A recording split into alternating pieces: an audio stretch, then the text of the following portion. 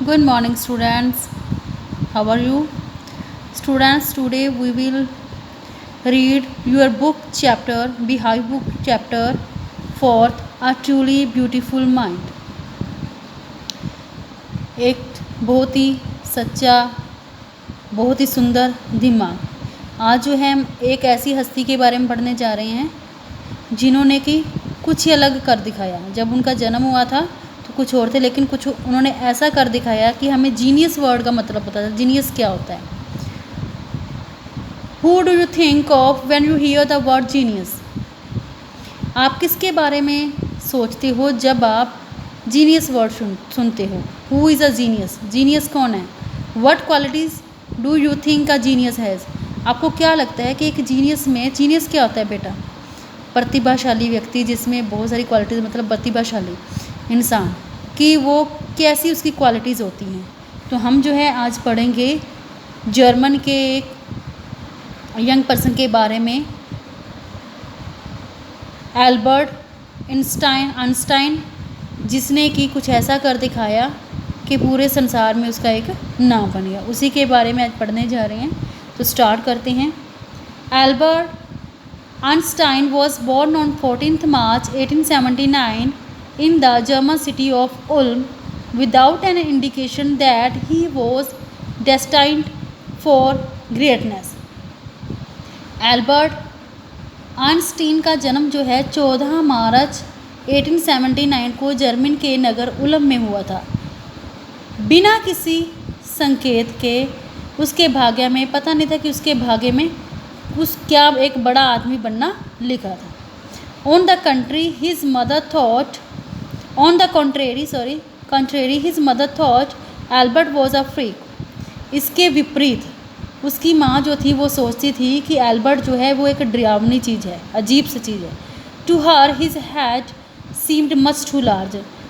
क्यों? क्योंकि उसे लगता था कि उसका सिर जो है बच्चे का वो बहुत ही बड़ा है। At the age of 2.5, Einstein still was not talking.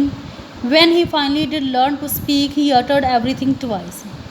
2.5 साल की उम्र तक आइंस्टीन ने बोलना नहीं सीखा था, अभी बोलना नहीं शुरू किया था, लेकिन जब उसने बोलना शुरू किया तो एक बात को वो 2 बार करता था। Einstein did not know what to do with other children and his playmates called him brother boring. Einstein को पता नहीं चलता था कि दूसरे बच्चे वो हैं क्या कर रहे हैं, और उसके साथी जो हैं उसे उबाऊ भैया कहकर, बोरिंग, उबाऊ मतलब कोई, मतलब उसे कहते थे कि ये बोरिंग पर्सन है, कह के चिढ़ाते थे। So the youngsters played by himself much of the time. He especially loved mechanical toys. Looking at his new born sister Maja, he is said to have said find but where are her wheels. मतलब कि वो इसीलिए वो लड़का क्या करता था कि वो इसीलिए अकेला खेला करता, क्योंकि बाकी से मजाक उड़ाते थे तो वो अकेला ही खेलता था। और वो ज़्यादातर क्या था, मैकेनिकल मशीनी चीज़ों के साथ, खिलौनों के साथ खेलता था। जब उसकी बहन का जन्म हुआ माजा का, तो उसने कहा कि सही है, सुंदर है, लेकिन इसके पहिए कहाँ हैं? मतलब सब कुछ मैकेनिकली सोचता था वो। A headmaster once told his father that what Einstein chose as a profession would not matter. एक बार उनके मुख्य अध्यापक ने उसके पिता से कह दिया कि इसमें से कोई फ़र्क नहीं पड़ता कि आइंस्टीन जो है वो क्या प्रोफेशन चुनेगा, क्या व्यवसाय चुनेगा। Because he will never make a success at anything.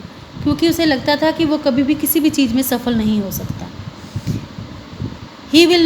Einstein began learning to play the violin at the age of 6 because of his mother wanted him to.